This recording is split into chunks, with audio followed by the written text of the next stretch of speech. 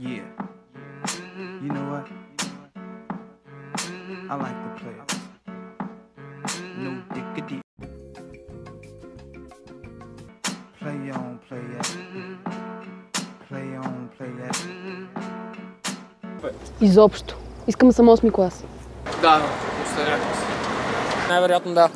Дърти сме вече. Да, с единия крак в гроба. Научи на търпение, научи на търпение. На немски език ме научи, не ме научи как да се държа с хората. Със сигурност не и как да се справяме с живота и как да се оправяме в реалния живот. Научи ни на немски и не знам, на нищо особено не ни научи.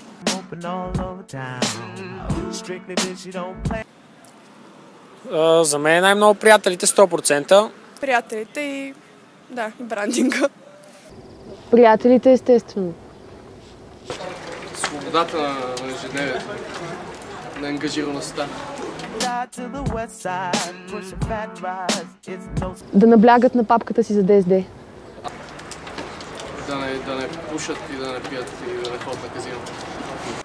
Най-вече да се изживеят живота, защото след 12 клас най-малкото сега точно осъзнаваш колко хубави години са минали и често казано искаш да наваксаш за неща, които не си правил и да ги направиш.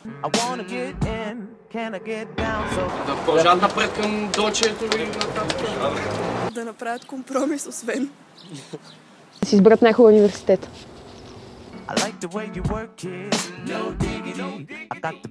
Обучението ми деградира от 8-ми клас. Поведението ми другите ще кажат за него, не знам. Избръсна си устак. Си остава от учебниците. Всичките си ги бях оставили. А защо? Защото не ми трябваха вкъщи в момента.